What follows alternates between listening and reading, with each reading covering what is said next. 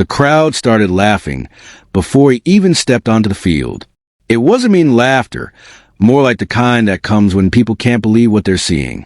A man in his late 30s, wearing a faded number 12 jersey that clearly wasn't his, limping as he tightened his cleats on a high school football field meant for teenagers.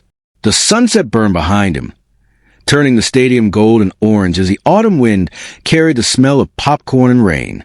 Tom Riley didn't look like a player. He looked like a man who'd had his shot years ago and missed. And maybe he had.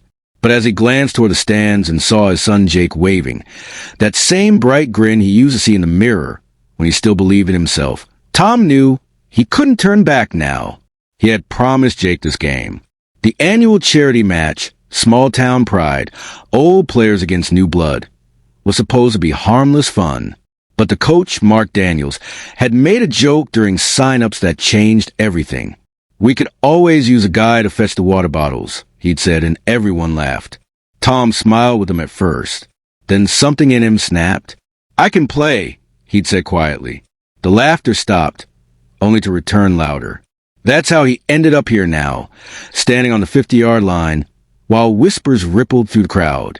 Tom hadn't played since the accident 5 years ago at the steel mill, the day the crane cable snapped, crushing his leg and taking his job. Since then, he'd worked night stocking shelves at Murphy's Market, avoiding mirrors, avoiding pity. He didn't tell anyone why he'd really signed up for the game. It wasn't for glory. It wasn't for revenge. It was because of the look on Jake's face when the doctor told Tom he'd probably never run again. The boy had been 8, small enough to still believe his dad could fix anything. That belief had haunted Tom ever since. So when the whistle blew, he ignored the pain and took his place at the edge of the lineup, heart pounding so hard it hurt. The first play was chaos. Tom stumbled, his bad leg catching the turf. The crowd roared with laughter again, and one of the younger players called out, "You sure you're in the right decade, old man?" Even the ref smirked. But then, a strange thing happened. Jake stood up in the front row and shouted, "Come on, Dad!" The sound cut through everything. The jeers, the music, even the wind. Tom looked up, straightened his shoulders, and took the next snap. The quarterback out of options, tossing the ball almost as a joke. But Tom caught it. Clean, firm, like muscle memory awakening after years of sleep. He ran. The crowd fell silent. Each step felt impossible, yet somehow his body moved faster than it had in years. The air bit cold against his face as he dodged one, then 2 defenders. He could hear Jake's voice, high and wild, screaming his name. The end zone was close now, 10 yards, maybe less. But just as he lunged forward, someone hit him hard from the side. The world flipped, sky, grass, sky again. His shoulders slammed into ground, and everything went dark. When Tom opened his eyes, the stadium lights blurred into halos. The whistle blew, distant and hollow. He couldn't move. Then he heard Jake shouting his name again, voice breaking, terrified. A paramedic leaned over him, asking questions he couldn't answer. The last thing he saw before the darkness took him again was the face of one of the young players, the same one who'd mocked him earlier, kneeling beside him, his expression no longer smug but stricken, whispering, "Hang on, man. Please hang on." The hospital room was too bright, the walls too white, the air too clean. It felt nothing like a football field, the noise, the mud, the pulse of the crowd. Tom Riley blinked against the fluorescent light and tried to remember what had happened after the hit. His ribs hurt when he breathed. His left leg, the one already half ruined from the accident, was bandaged again. A small heart monitor beeped beside him, the only sound breaking the silence. Then came a smaller one, the scrape of sneakers. Jake was sitting in the corner, knees pulled up to his chest, wearing the same oversized hoodie he'd had on at the game. His face was blotchy from crying, but he smiled when Tom stirred. "You caught it, Dad," he said softly. "You caught it and ran almost the whole field." Tom tried to smile back, but it twisted into a wince. He didn't feel like a man who'd run anywhere. The doctor said it wasn't a full break this time, just torn ligaments and a few cracked ribs. "You're lucky," the doctor told him, voice clipped distant. "Another inch, and we'd be talking surgery." Lucky. That word sat in Tom's stomach, like a stone. The next morning, the local paper ran the headline, "Volunteer injured in charity game." The picture underneath showed him lying in the grass, motionless, the crowd around him frozen in shock. It was supposed to be a feel-good story. Instead, it felt like a eulogy. The first week home was worse. The bills came in waves. The hospital, the medications, the lost wages. Murphy's Market called 2 days later. His position had been filled. "We can't keep the spot open forever," the manager said. Tom understood. He always understood. What he couldn't understand was why he couldn't look Jake in the eye. Every time his son tried to talk about the game, Tom changed the subject. He felt foolish, like a middle-aged man who tried to borrow his youth and got burned for it.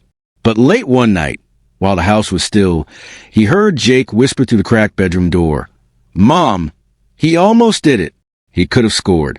They'll see next time." His wife, Emily, didn't answer. The silence that followed said enough. A week later, a knock came at the door. Coach Daniel stood on the porch, holding 2 paper cups of coffee and that same worn-out football. "Heard you're off the field again," he said with a tired grin. Tom nodded, expecting pity, but Daniels didn't offer any. Instead, he set the football in Tom's lap. "You got more fight in you than most of the kids I coach," he said. "You just forgot where to aim it." He left without waiting for a reply. That night, Tom sat in the dark living room, staring at that ball for a long time. It wasn't courage he felt, just ache, like something in him still refused to die. By the end of the month, when his cast came off, he found himself standing alone at the park. The field was empty, lit only by the yellow glow of the street lamps. The wind smelled like wet leaves. He set the ball on the grass, took a slow breath, and kicked it. It rolled unevenly, stopping just shy of the goalpost. He tried again, then again. Every night after that, he came back. Some nights he limped. Some nights he couldn't stand long. But he kept going. It wasn't about the game anymore. It was about proving that he still existed beyond his pain. Word spread around town. First as gossip, then as curiosity. "Old man Riley's out there again," someone said at the diner, practicing like he's still 20. Some laughed. Some didn't.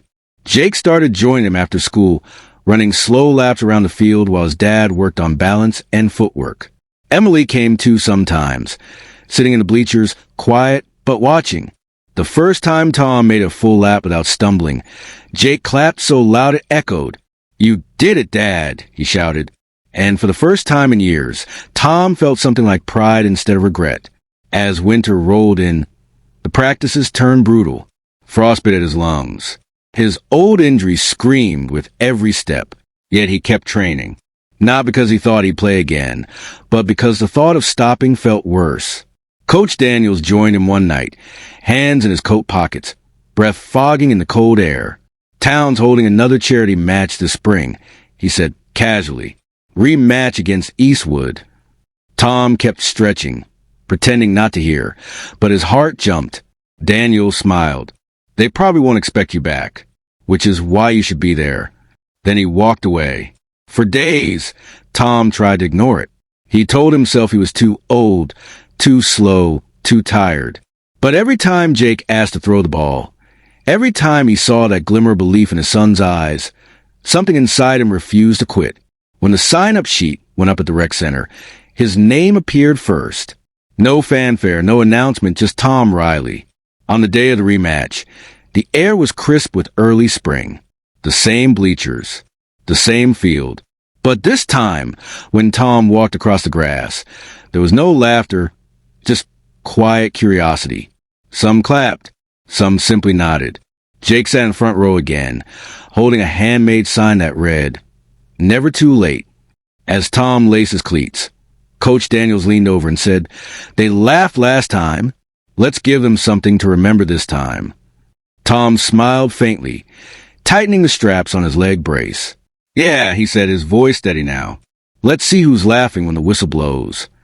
The whistle blew, sharp and clean against the morning air, and for a heartbeat the whole world seemed to hold its breath.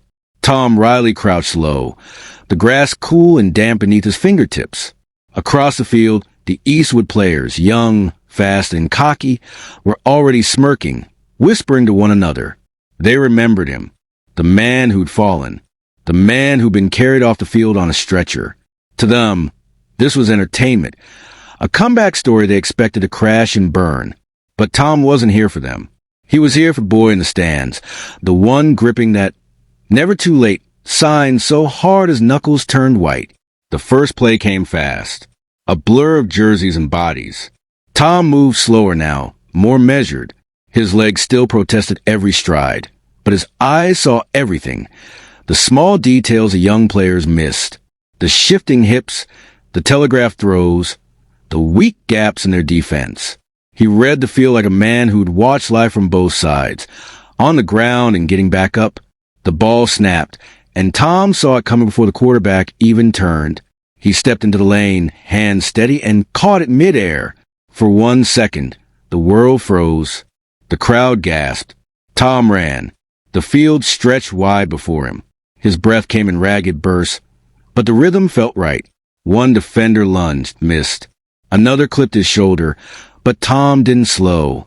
The crowd's roar built with every step, turning into something thunderous. Jake's voice rose above them all, shouting, "Go, Dad!" And Tom did, until a hand caught his jersey. The pull spun him around, dragging him down inches from the goal line. The world tilted again, and pain screamed up his spine. But when he looked up, the crowd was on its feet, chanting his name. He hadn't scored, but for the first time, they weren't laughing, they were believing. The next plays blurred together. Tom blocked, passed, and tackled harder than he ever had before. Every bruise felt earned. Every breath tasted alive. His teammates, boys half his age, started looking at him differently, not like the old guy tagging along, but like someone they could trust. In the third quarter, when the quarterback twisted his ankle, Coach Daniels turned to Tom. "You still got an arm?" he asked. Tom nodded, and before he could second-guess it, he was calling plays. The huddle went silent, all eyes on him. "We're not here to prove anything," he said. "We're here to finish what we started." The team broke with shout. The next drive was poetry in motion. Tom threw short passes, smart ones. He read the defense, used timing over speed. With seconds left in the quarter, they scored. The crowd erupted. For the first time in years, Tom laughed, raw and free. Mud streaked his face, his lungs burned, but he didn't care. Jake was on his feet, cheering, tears in his eyes. In that moment, nothing else mattered. Not the job he lost. Not the injury. Not the whispers. Just the sound of his son believing again. But victory, as always, had a way of cutting both ways. In the locker room after the game, as players clapped him on the back and snapped pictures for social media, Tom overheard two voices near the showers. "Cool story," one of them said, "but he's just a charity act. Old man, like that's not going anywhere." The other laughed. "Yeah, next year they'll probably let him coach the cheer squad." The words hit harder than any tackle. Tom didn't say anything. He just sat there, helmet in his lap, staring at his reflection in the scratched metal locker. That night, he drove home alone. The town lights blurred through the windshield like rain. At a stoplight, he saw his reflection again in the glass, older, worn, but not defeated. When he pulled into his driveway, Jake was waiting on the porch, football in hand. "You were amazing," he said. Tom smiled faintly. "Almost." Jake shook his head. "No, Dad. You didn't just play, you led them." Tom knelt beside him, wincing as his knee cracked. "You think I could still go pro?" he asked half-jokingly. Jake didn't laugh. "I think people quit too soon." Later that night, after Jake went to bed, Tom sat out on the porch. The cicadas hummed in the dark, and the distant whistle of a train drifted across the fields. His phone buzzed a notification. Someone had uploaded clips of the game online. He pressed play. The video showed his run, the crowd cheering, the near touchdown. The caption read, "He may not have scored, but he reminded everyone what heart looks like." It already had thousands of views. Tom stared at the screen for a long time, then set the phone down and whispered, "Heart." He leaned back, eyes closing, letting the night breeze wash over him. Somewhere deep inside, a decision formed not out of pride, but out of purpose. He wasn't done. Not yet. Because maybe, just maybe, the game hadn't been about winning. It had been about finding the strength to keep playing when no one believed you could.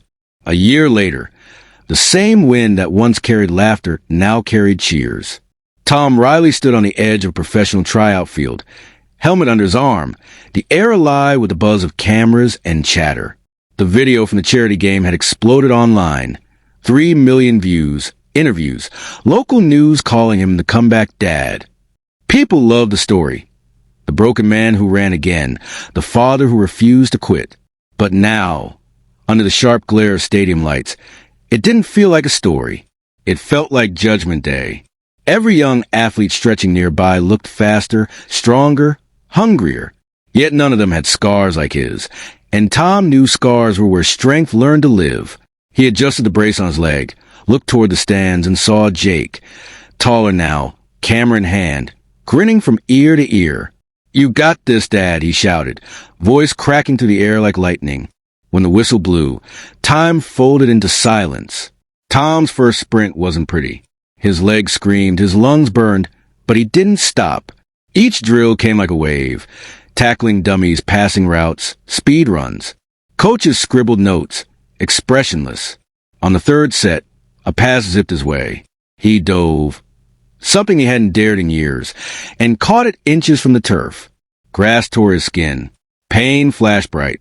But when he stood, ball clutched tight, even the younger players nodded. He finished the drills without missing a single rep. When it was over, he sat on the bench, drenched in sweat, hands trembling, unsure if he'd done enough. The head coach approached, arms crossed. "You're not the fastest man here," he said quietly, "but you've got something they don't." Tom looked up. "Heart." The coach smirked. "No, a reason." He extended a clipboard. "Welcome to the team." When a letter came a week later, official, stamped real, Tom just stared at it. Emily cried when he told her. Jake ran out the door yelling to anyone who would listen. "He made it. My dad made it." Tom folded the letter and slipped it into his wallet. He didn't frame it or post it online. Some things didn't need applause. They needed gratitude. That fall, the team's semi-pro season opened under the floodlights of a packed stadium. He wore a new jersey this time, number 12, clean and crisp, his name stitched above the shoulders. As he jogged out, the roar that met him was deafening. No mockery, no laughter, just belief. The game started fast, and Tom stayed on the sideline at first, watching, waiting. Then, halfway through the second quarter, the coach called his name. "Riley, you're up." The field lights glared against his visor as he ran out, every step echoing to the past. Every failure, every sleepless night, every whisper too old. The quarterback gave him a nod. The ball snapped. It came his way, spiraling through the air like fate itself. He caught it, tucked it tight, and ran. His legs didn't feel heavy anymore. They felt alive. The defense came hard, but Tom cut through the middle, his breath sinking with the crowd's roar. 10 yards. 5. The end zone opened before him like redemption. He crossed the line, dove, and hit the ground, the ball still clutched in his hands. For a second, everything stopped. The stadium lights hummed. The world held still. Then the scoreboard blinked, touchdown, and the stands erupted. Jake was crying, shouting his name, jumping up and down as if gravity couldn't touch him. Teammates swarmed Tom, lifting him high, the sound of the crowd swelling into something almost holy. He laughed through the tears, staring up at the lights. Somewhere above that shining sky, he thought of every person who'd ever said he couldn't. Every time he'd almost believed them. And then, softly, he whispered, "Not anymore." After the game, long after the noise faded and the cameras stopped rolling, Tom sat alone on the field. The grass was damp, the air cool, and the night stretched wide and quiet.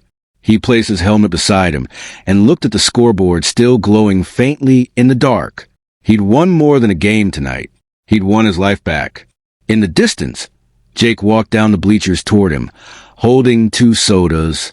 "You changed the game, Dad," he said. Tom smiled. "No, kid," he answered, taking the soda and raising it like a toast. "The game changed me." For a while, they sat in silence, father and son beneath the floodlights, the hum of the field carrying into the night. Somewhere behind them, the janitor turned off one light, then another, until only a single beam remained, shining down where Tom sat. It wasn't glory he felt. It wasn't pride. It was peace. The kind you earn only after falling hard enough to learn how to rise again. He looked at Jake, his voice soft but steady. "Remember this," he said. "They'll laugh when you start, but they'll stand when you finish." And as the last light dimmed, the sound of the wind moved gently through the stadium. Quiet, eternal, like applause that never truly ends.